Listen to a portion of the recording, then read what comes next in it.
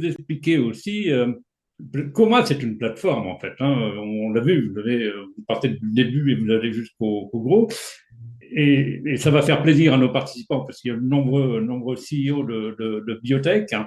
Vous aimez les deux modèles, la plateforme et les mono-assets. Ça implique des logiques de financement quand même différentes entre les deux. Les plateformes demandent des itérations nombreuses et beaucoup plus de financement. L'actif est plus prévisible, mais plus binaire, c'est du go-no-go. Donc, comment est-ce que vous décidez si un projet doit être structuré comme une plateforme ou focalisé sur un actif unique? Ça, c'est intéressant de voir votre méthode de ce côté-là. Oui, alors c'est sûr que et parfois les choses se regroupent parce que si je prends le cas d'Imchek Therapeutics, c'est difficile de dire si Imchek c'est un actif ICT01 qui est l'actif le plus le plus avancé ou si c'est une plateforme puisqu'en fait le projet a réuni une expertise très forte autour des butyrophilines et donc il n'y a pas que ICT01, il y a 50 personnes, une expertise très profonde dans la compréhension de l'activation des gamma delta, donc on pourrait aussi considérer que c'est une plateforme. Euh, il y a des sociétés qui restent des plateformes toute leur vie. Il y a enfin, en tout cas, très longtemps.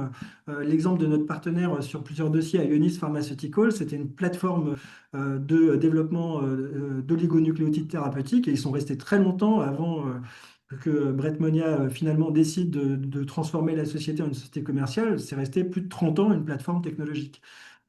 Euh, on décide, c'est pas nous qui décidons forcément a priori si la société va être une plateforme ou un actif.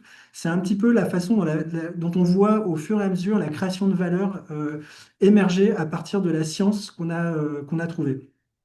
Dans le cas d'Imchek, il y a un moment où il faut se focaliser pour montrer qu'il y a un vrai intérêt à transformer cette science en un produit. Il faut se focaliser sur le produit et donc amener le produit jusqu'à une preuve du concept clinique. Et ça oblige à presque transformer la société en une société d'actifs. Ça ne veut pas dire qu'on a arrêté le financement de la plateforme, mais il y a une priorisation qui est faite. Plus récemment, on a participé à la création et au lancement d'Avidicure, qui est une société hollandaise, qui est une vraie plateforme, qui a levé 55 millions d'euros dès la création pour arriver à transformer cette nouvelle classe de molécules qui sont des boosters de la réponse ADCC en oncologie. Et là, la société est toujours une plateforme avec des itérations et peut-être que le modèle, ce sera de faire des partenariats avec l'industrie pour créer de la valeur. Donc, mais on ne peut pas aujourd'hui déterminer quel sera avec précision le business plan de ce genre d'entreprise.